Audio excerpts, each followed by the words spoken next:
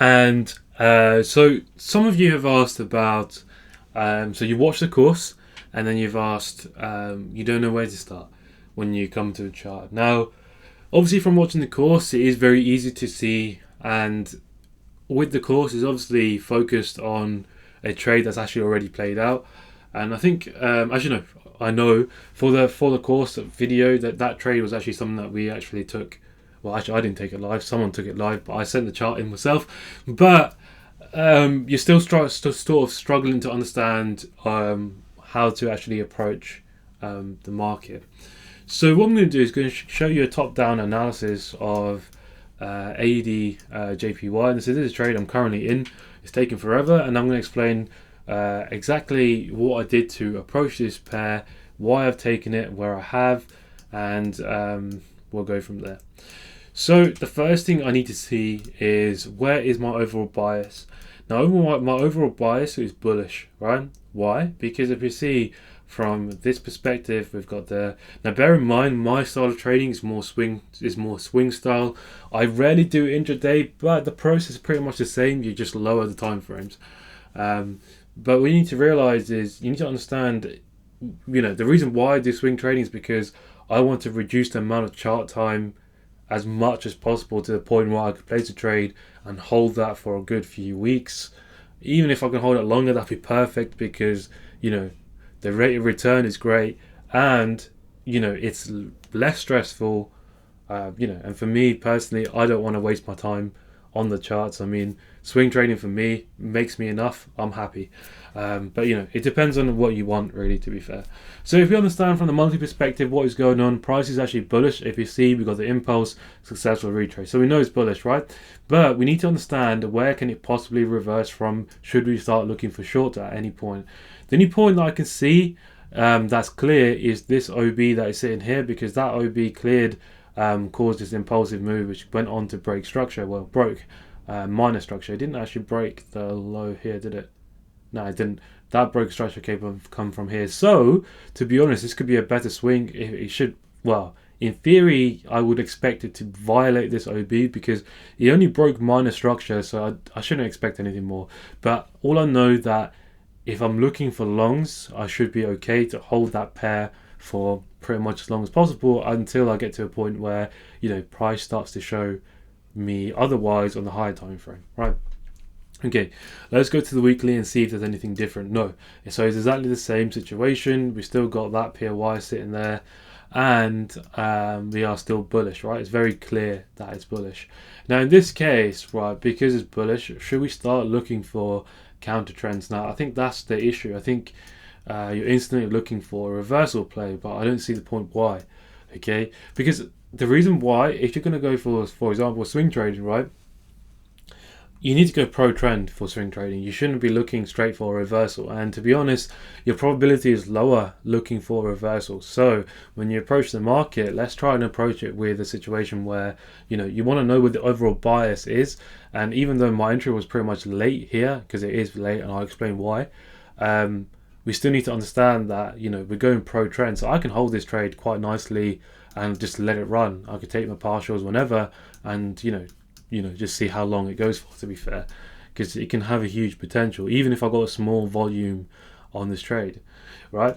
So on the daily, what do we see is we've got this sort of base form and then have an impulsive move, but the real low in this situation from that range high, right? We've got a range high and a low in this situation. The low in this situation would be this one. Okay, so that would be the low. Sorry, that would be the low, that would be the high. Okay, and we understand that, but we need to see where could price possibly reverse from. And the reason why that's the POY is purely because of that impulsive nature that's happened here, right? And left clear imbalance sitting here. So, and it also formed a base. So what we know about the base is obviously you got base, rally, base. No, sorry, rally, base, rally here. Okay, so we know that this could be a potential POY, and all we need to look for is if price, if it marries up with any other time frame. To be honest, if price was to come this far, that's a very deep retrace, to be honest, and I wouldn't expect it. If it does come here, and if we do get a reaction, I wouldn't expect it to hold, to be honest. But obviously, we never know. We never know. I mean, if price could have reacted here, I think when I sent the POI, I did mark out this lower one. That's here. But anyway, let's see what's happening on the 4 hour. So the 4 hour is generally the time frame that I prefer to start marking out my POIs.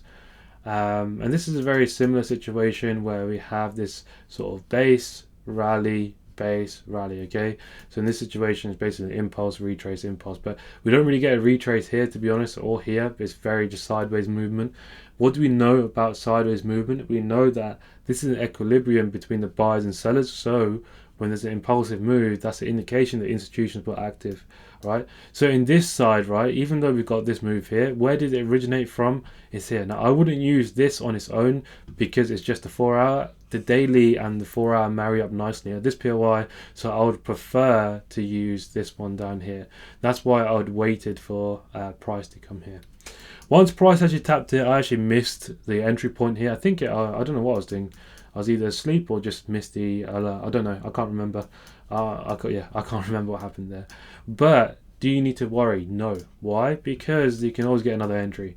All you need to do is follow. Now, when you understand that, if you follow, because it's a daily time frame, right? POI. Now, if you follow the time frame rules, the rule of 3, we can skip one, then look at entry on the 1 minute or the 30 minute. It's completely up to you. So I stuck with the hourly just to see when we get a change in trend in this situation. So here we get a break of structure here, right? Break of structure, and we've got the first impulse, and we're waiting for the successful retrace, right? Now in this situation, right? Now we're only coming back to this point for this inefficiency fill that's sitting here, okay?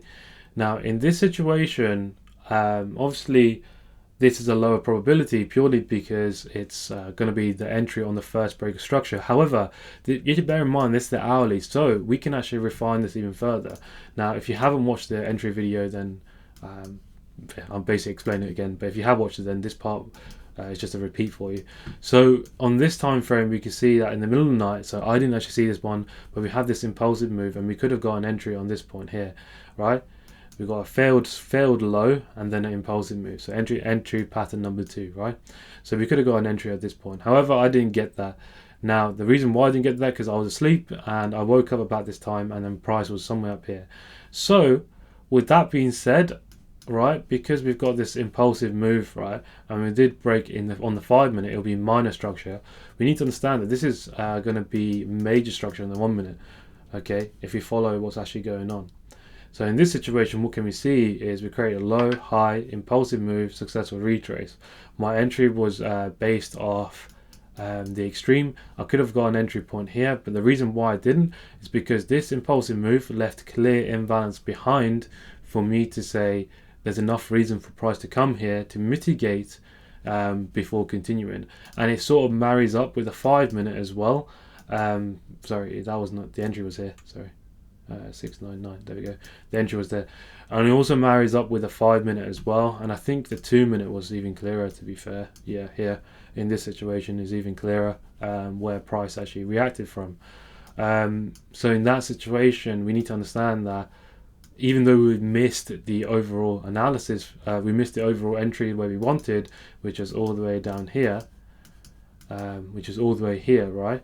It doesn't matter, because if you follow the time frame rules, you can recreate the same thing. Now, why was I still looking for longs? It's because the whole picture was created, right, from the monthly, from the weekly, from the daily, and then we come to this.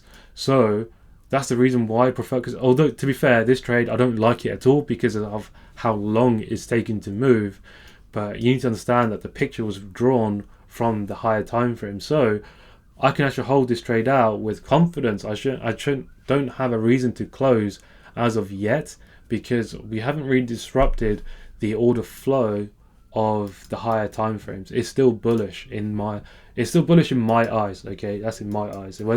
If you see something different, then fair enough. But it's respecting where price should be reacting from perfectly. So who am I to say otherwise? So essentially, we just had to follow price at this point. Now, obviously, if you're going for intraday, it'll be the exact same situation, but your higher time frame may be the 4 hour, 1 hour, or 30 minute even.